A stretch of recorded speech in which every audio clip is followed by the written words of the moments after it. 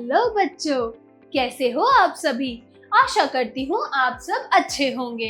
तो बच्चों, जैसे हमने पिछली कविता में खरगोश, एक शरारती खरगोश की कहानी पढ़ी थी, इस कक्षा में भी हम एक अच्छी सी कहानी पढ़ेंगे। तो चलिए देखते हैं आज हम कौन सी कहानी पढ़ेंगे। आज की कहानी है मेहनत का फल। मतलब जो व्यक्ति मेहनत करता है उसको हमेशा फल अच्छा ही मिलता है। तो चलिए शुरू करते हैं। अध्याय 9, मेहनत का फल। कहानी। अध्ययन से पूर्व मतलब कहानी पढ़ने से पहले। तो बच्चों, जैसे कि आप इस चित्र में देख सकते हैं, यह चित्र एक खेत का है जिसमें किसान बैलों से खेत जोतवा रहा है। तो बच्चों देखते हैं यहाँ एक किसान और एक बेटे में यानी एक बच्चे और पिताजी में क्या बातचीत चल रही है। तो बच्चों यहाँ बेटा पूछ रहा है कि पिताजी आप इतनी मेहनत क्यों कर रहे हैं। तो पता है पापा पिताजी क्या कहते हैं? बेटा, बिना मेहनत के फसल कैसे उपजेगी? मेहनत करूंगा तभी तो चावल, गेहूं, सब्जियां हमारे घरों में आएंगी। तो बेटा कहता है आप सही कहते हैं पिताजी, कितनी बढ़िया फसल हुई है हमारी। कहानी का मूल तत्व, मेहनत का फल सदैव मीठा होता है। अतः हमें आलस त्याग कर अपने काम को पूरी लगन, मेहनत और ईमानदारी से करना चाहिए। मतलब जो मेहनत करता है उसका फल हमेशा मीठा यानी कि अच्छा होता है। कभी भी मेहनत से किया हुआ कार्य असफल नहीं होता। अंत में हमें आलस को छोड़कर अपने काम को हमेशा पूरी लगन और मेहनत से, और स्पेशली सबसे महत्वपूर्ण चीज ईमानदारी से करना चाहिए, जैसा कि हमने पिछली कहानी में पढ़ा था। चलिए अब कहानी शुरू करते हैं।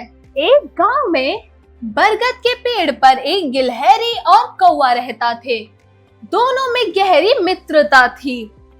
एक दिन एक खाली खेत में घूमते घूमते कौवे ने गिलहरी से कहा, क्यों ना हम दोनों मिलकर इस खाली खेत में खेती करें। जो अनाज पैदा होगा उसे हम आधा आधा बांट लेंगे। इसमें एक गांव के बरगद के पेड़ पे गिलहरी रहती थी और पता है उसी पेड़ पर कौवा भी रहता था। दोनों ने बहुत अच्छे मित्र थे। दोनों में बहुत गहरी मित्रता थी। एक दिन वो दोनों बैठ के बातें कर रहे थे तो उन्होंने एक खाली जगह, एक खाली खेत देखा। उस खाली खेत में घूमते घूमते कौवे के दिमाग में एक चीज आई, एक आइडिया आया। तो पता है उसने गिलहरी से क्या कहा कि क्यों ना हम दोनों मिलकर इस खाली खेत में खेती कर लें। जो भी अनाज होगा उसे हम आधा आधा बांट लेंगे। मतलब आधा तेरा और आधा मेरा। कौवे की बात सुनकर गिलहरी बोली, हाँ कौवा भाई, तुम सही कहते हो। हमें इस खेत में अनाज पैदा करने की कोशिश करनी चाहिए।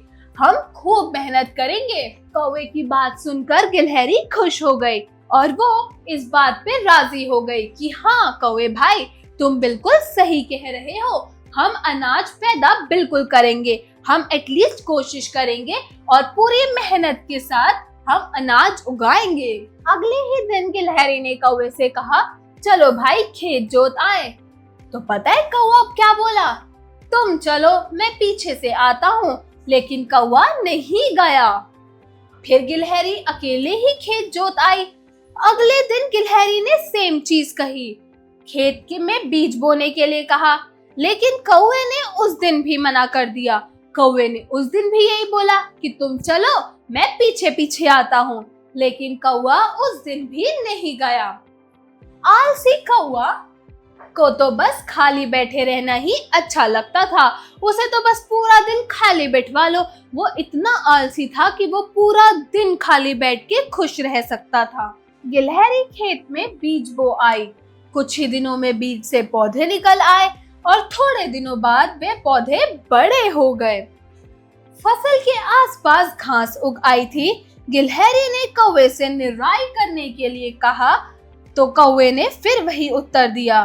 गिलहरी अकेले ही जाकर खेत की निराई कराई। फसल पक गई तो गिलहरी को फसल काटने के लिए भी अकेले ही जाना पड़ा। एक दिन आकाश में बादल घिर आए। तो बच्चों पता है कि आलसी जो कौवा था वो हमेशा अकेला और खाली बैठा रहता था। गिलहरी खेत में बीज भी बो आई, खेत जोत कर आई, उसके बाद वहाँ पे बीज बो कर आई। अब कुछ ही दिनों में वो बीज बड़े हो गए, मतलब उसमें से पौधे निकल कर आ गए। पौधे धीरे धीरे धीरे धीरे बड़े होने लगे। जैसे ही पौधे बड़े हो गए तो उसमें घास उग आई। तो गिलहरी ने उसे बोला था कि कौवे को कि चलो कौवे भाई, हम ना अब इस खेत की निराई कर आते हैं। तो पता है कौवे ने क्या कहा? एज यूजुअल, तुम चलो, मैं तुम्हारे पीछे आता हूँ। लेकिन वो आया नहीं। गिलहरी को निराई भी अकेले करनी पड़ी। तो जैसे ही फसल पक गई तो गिलहरी फसल काटने के लिए भी अकेले ही गई। एक दिन क्या हुआ, आकाश में ढेर सारे बादल छा गए, मतलब काले काले बादल। तो पता है गिलहरी अपना अनाज समेट कर तो घर ले आई, लेकिन कौवे के हिस्से का खेत में ही पड़ा रह गया। तो पता है फिर क्या हुआ कि अगले दिन बड़े जोर से वर्षा हो गई, मतलब बहुत जोर से बारिश हो गई। कौवे का सारा अनाज पानी में बह गया, पेड़ की डाल पर मुंह लटकाए बैठा रहा। वहीं दूसरी ओर मेहनती गिलहरी के पास ढेर सारा अनाज था और वह बहुत सुखी थी। बच्चों, अगले जैसे ही जब कौवे ने निराई करने के लिए फसल काटने के लिए मना किया तो गिलहरी अकेले ही फसल काटने चली गई। तो जब गिलहरी ने अकेले ही फसल काटी तो फसल काट के वो अपने हिस्से का अनाज तो घर ले आई थी, क्योंकि बारिश का मौसम हो रहा था, मतलब मौसम बिगड़ रहा था। तो वो तो अपना हिस्से का अनाज घर ले आई थी। बचा कौवे के हिस्से का अनाज, वो खेत में ही था। अगले दिन बहुत जोर से वर्षा यानी कि बारिश हुई, जिससे कौवे का सारा अनाज पानी के साथ बह गया और कौवे के हाथ कुछ भी नहीं लगा। और जो मेहनती गिलहरी थी उसके पास ढेर सारा अनाज था और वो बहुत सुखी थी। तो बच्चों, जो मेहनत करते हैं वे उसका फल अवश्य पाते हैं, भले ही थोड़ी देर से पाए, लेकिन उसका फल हमेशा मिलता है। मेहनत का फल बहुत मीठा होता है। यदि कौवा आलस त्याग कर गिलहरी का कहना मानता तो उसे फल अवश्य मिलता। सही बात है। अगर गिलहरी ने जब उसे फसल काटने के लिए बुलाया था, अगर कौवा अपना आलस साइड रखकर अपना आलस को त्याग कर उस गिलहरी के साथ चला जाता तो आज उसका अनाज भी पानी में नहीं बह पाता, वो अपना अनाज भी समेट कर घर ले आता। लेकिन वो तो आलसी था, उसने अपना आलस नहीं त्यागा। तो बच्चों, ये थी हमारी कुछ इंटरेस्टिंग सी यानी कि मजेदार सी कहानी। चलिए अब कुछ शब्दार्थ पढ़ते हैं, कुछ शब्दों के अर्थ पढ़ते हैं। तो शब्दार्थ: मित्रता मतलब दोस्ती, कोशिश मतलब प्रयत्न, हिस्सा मतलब भाग, मुंह लटकाए मतलब कि निराश होना, समेट कर मतलब इकट्ठा कर, अनाज पैदा करना मतलब अनाज उगाना या अनाज उपजाना, निराई मतलब फसल के बीच उग आए घास को निकालना। चलो बच्चों, अब कुछ शब्दों के उच्चारण करते हैं। उच्चारण करें। तो यहाँ कुछ शब्द दिए गए हैं जिनका उच्चारण आपको सही तरीके से करना है। तो मेरे साथ इन शब्दों का उच्चारण करो। गिलहरी। अगला शब्द है त्याग कर। अगला शब्द है समेट कर। आलसी। वर्षा। श्रुत लेख मतलब सिर्फ लिखने के लिए। तो यहाँ बच्चों कुछ शब्द दिए गए हैं जिनका आपको लिखकर अच्छे से अभ्यास करना है। तो चलो मेरे साथ इन शब्दों को लिखना शुरू करो। कौवा। क औ आ कौवा। अगला शब्द है अवश्य। अ व श या अवश्य। उससे अगला शब्द है फसल। फ सा ला फसल। उससे अगला शब्द है मेहनत।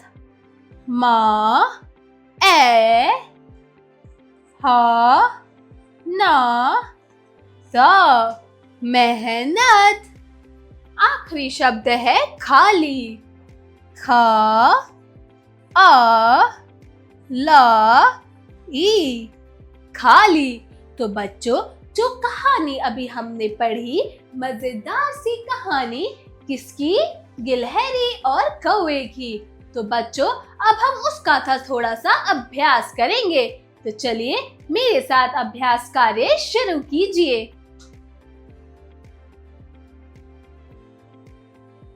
अभ्यास कार्य, जरा बोलिए। Speaking skills. प्रश्न 1, दिए गए प्रश्नों के उत्तर बताइए। तो बच्चों, यहाँ पर कुछ प्रश्न दिए हुए हैं जिनका उत्तर आप लोगों को बताना है। तो बताओ, गिलहरी और कौवे किस पेड़ पे रहते थे? बरगद के पेड़ पे। गिलहरी और कौवे बरगद के पेड़ पे रहते थे।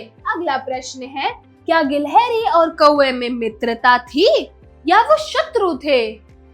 Very good. गिलहरी और कौवे में बड़ी ही घनिष्ठ यानी कि गहरी मित्रता थी। अगला प्रश्न है, कौवे का स्वभाव कैसा था? वो बहुत ही चतुर और आलसी था। वो अपना काम दूसरों पे टालता था। अगला प्रश्न है, गिलहरी ने किससे बीज बोने के लिए कहा? हाथी से? वो तो हमने कहानी में पढ़ा ही नहीं। गिलहरी ने कौवे से बीज बोने के लिए कहा। तो इसका उत्तर है कौवा। जरा लिखिए। Writing skills. प्रश्न 2, दिए गए प्रश्नों के उत्तर लिखिए। तो बच्चों, यहाँ कुछ प्रश्न दिए गए हैं जिनके उत्तर हमें अच्छे से लिखने हैं। कौवे की बात सुनकर गिलहरी ने क्या कहा? कौवे की बात सुनकर गिलहरी ने मना कर दिया था? नहीं, जब कौवे ने गिलहरी को खाली खेत देख के सुझाव दिया कि हमें इस खाली खेत में खेती करनी चाहिए, जो भी अनाज उगेगा उसे हम आधा आधा बांट लेंगे, तो गिलहरी कौवे की बात सुनकर राजी हो गई और उसने खेती करने के लिए हाँ बोल दिया। अगला प्रश्न है, कौवा पेड़ की ढाल पर मुंह लटकाए क्यों बैठा था? क्योंकि कौवे का सारा अनाज पानी में बह गया था। आलसी होने के कारण वो बहुत आलसी था और वो गिलहरी के साथ फसल की कटाई के लिए नहीं गया, इसलिए कौवे का सारा अनाज बह गया, तो वो पेड़ पर मुंह लटकाए बैठा था। खेत जोतने कौन गया? खेत किसने जोता था? Very good. खेत जोतने गिलहरी गई थी, क्योंकि कौवे ने गिलहरी से कहा था, तुम चलो मैं तुम्हारे पीछे पीछे आता हूँ। प्रस्तुत कहानी से आपको क्या सीख मिलती है? तो बच्चों, जो कहानी अभी हमने पढ़ी उससे हमें सीख मिलती है कि हमें हमेशा अपनी मेहनत का काम करना चाहिए, हमें आलस नहीं करना चाहिए और ईमानदारी के साथ, लगन के साथ अपना सारे कार्य पूरा करना चाहिए, क्योंकि जहाँ मेहनत होगी वहाँ कार्य सफल होगा और मेहनत का फल हमेशा मीठा होता है। चलिए अगले प्रश्न की ओर बढ़ते हैं। प्रश्न 3, सही विकल्प पर सही का चिन्ह लगाइए। तो बच्चों, यहाँ कुछ प्रश्न दिए गए हैं और उनके 4 विकल्प दिए गए हैं, तो आपको सही विकल्प के आगे सही का चिन्ह लगाना है। तो चलिए प्रश्न को पढ़ना शुरू करते हैं। बरगद के पेड़ पर कौन रहता था? कबूतर, गौरैया, गिलहरी या फिर चिड़िया? बरगद के पेड़ पर गिलहरी रहती थी, तो हम गिलहरी के आगे सही का चिन्ह लगाएंगे। कौवे का सारा अनाज कहाँ बह गया? नदी में, बाढ़ में, पानी में या फिर नाले में? कौवे का सारा अनाज पानी में बह गया था। तो हम पानी के आगे सही का विकल्प लगाएंगे, सही का चिन्ह लगाएंगे। ग, मेहनत का फल कैसा होता है? कड़वा, मजेदार, मीठा या फिर बेकार? मेहनत का फल मीठा होता है, तो हम मीठा विकल्प के आगे सही का चिन्ह लगाएंगे। प्रश्न 4, दिए गए प्रश्नों को पढ़कर सही और गलत का चिन्ह लगाइए। तो बच्चों, यहाँ कुछ वाक्य दिए गए हैं जिनको आपको ध्यानपूर्वक पढ़ना है और सही वाक्य के आगे सही का और गलत वाक्य के आगे गलत का चिन्ह लगाना है। तो पहला वाक्य है, बरगद के पेड़ पर कौवा और चिड़िया रहते थे। नहीं, बरगद के पेड़ पर कौवा और गिलहरी रहते थे। तो यह वाक्य गलत है, इसलिए हम इसके आगे गलत का चिन्ह लगाएंगे। ख, कौवा और कोयल घनिष्ठ मित्र थे। गलत, यह वाक्य गलत है। कौवा और गिलहरी बहुत घनिष्ठ यानी गहरे मित्र थे, तो हम इसके आगे भी गलत का चिन्ह लगाएंगे। ग, कौवा खेत में अकेले ही बीज बो आया। नहीं, क्यों? क्योंकि कौवा तो बहुत आलसी था। अकेले खेत में बीज तो गिलहरी बोकर आई थी। तो यह वाक्य भी गलत है, इसलिए इसके आगे भी गलत का चिन्ह लगाएंगे। घ, गिलहरी खेतों में निराई करने अकेले ही गए। सही, यह वाक्य बिल्कुल ठीक है, तो हम इसके आगे सही का चिन्ह लगाएंगे। रा, कौवे का सारा अनाज पानी में बह गया।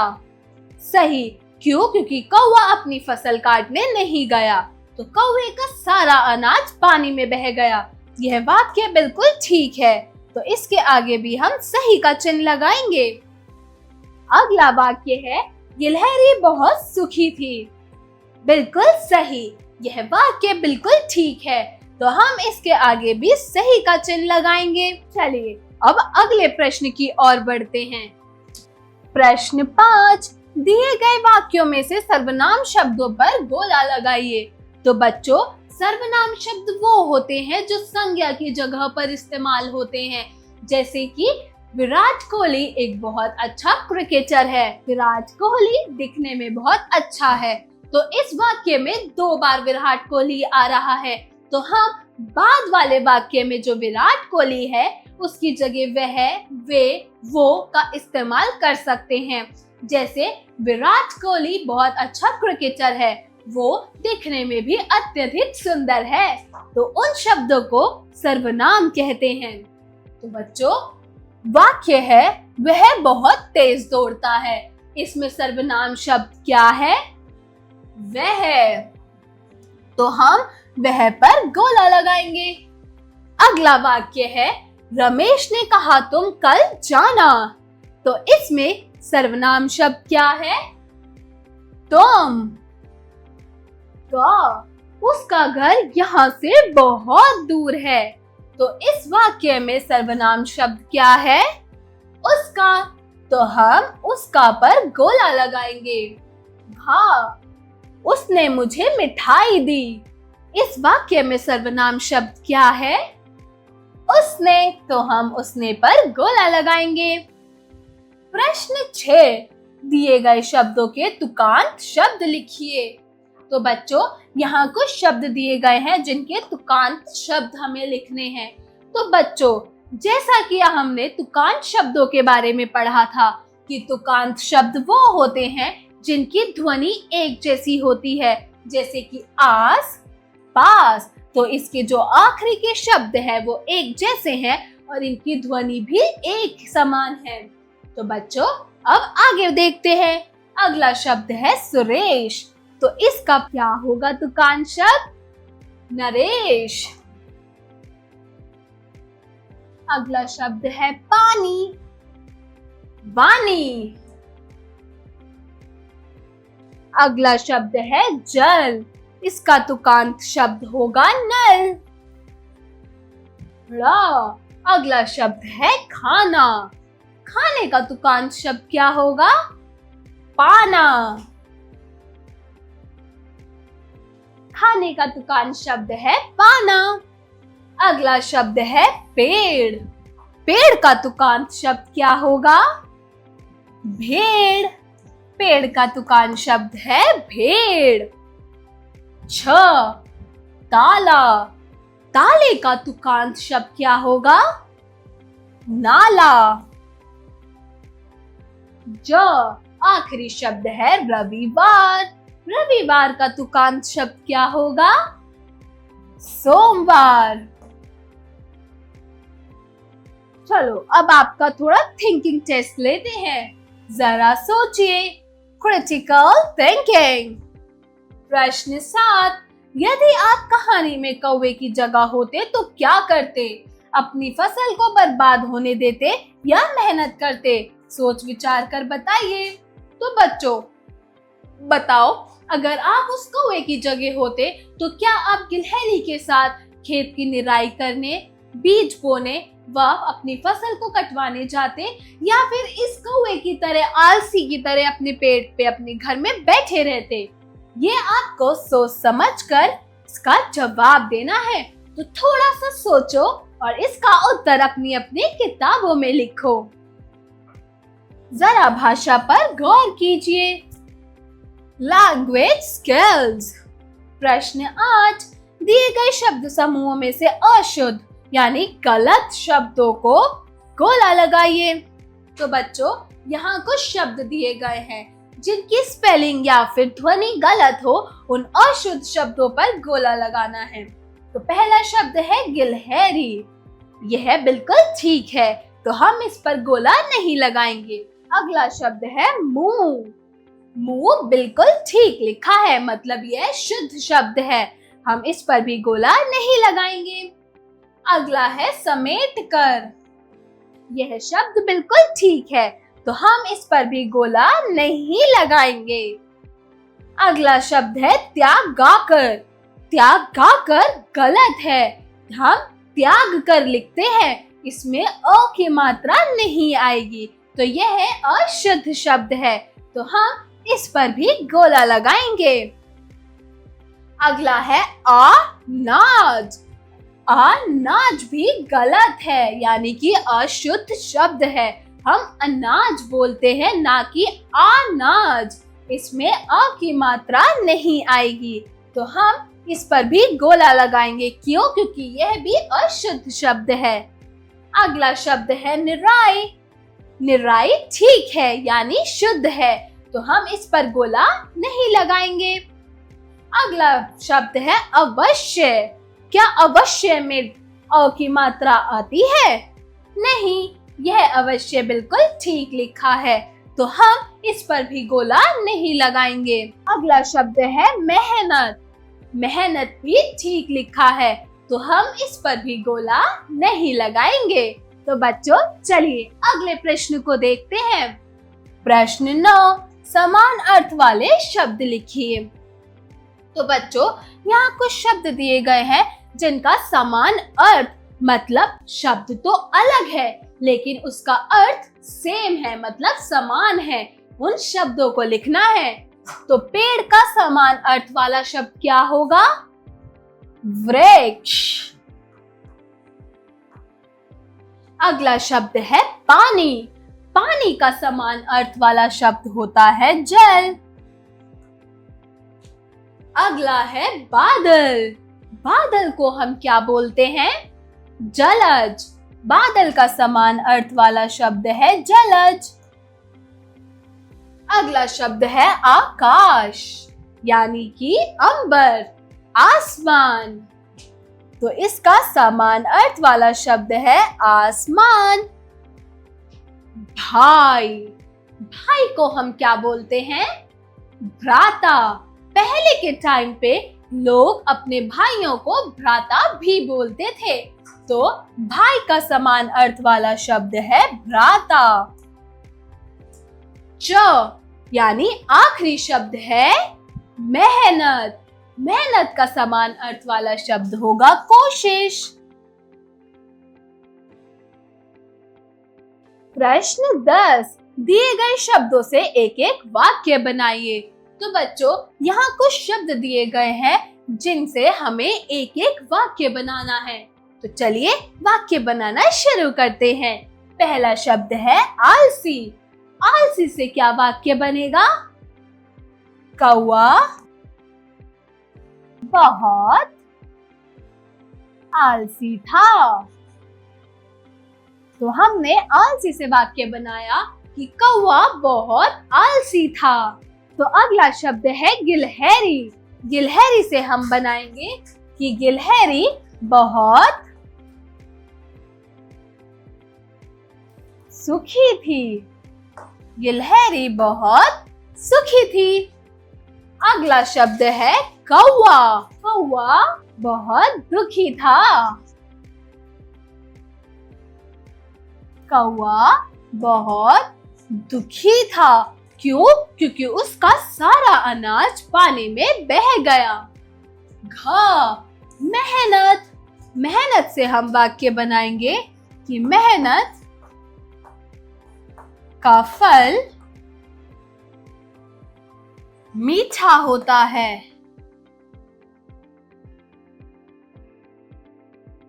जरा रचनात्मक कार्य कीजिए। Creative skills. प्रश्न 11। प्रस्तुत कहानी में गिलहरी और कौवे में से आपको कौन बेहतर लगा? कक्षा में चर्चा कीजिए। तो बच्चों, जो कहानी हमने पढ़ी गिलहरी और कौवे की, उसमें से आपको कौन ज्यादा अच्छा लगा, कौवा या फिर गिलहरी? आपको इसमें अपने दोस्तों, अपने सहपाठियों और मित्रों से इसके बारे में चर्चा कर इसका उत्तर लिखना है। प्रश्न 12। मेहनत विषय पर 4 पंक्तियां लिखिए। तो जैसे कि अभी हमने पाठ में पढ़ा कि मेहनत करनी चाहिए, मेहनत का फल बहुत मीठा होता है।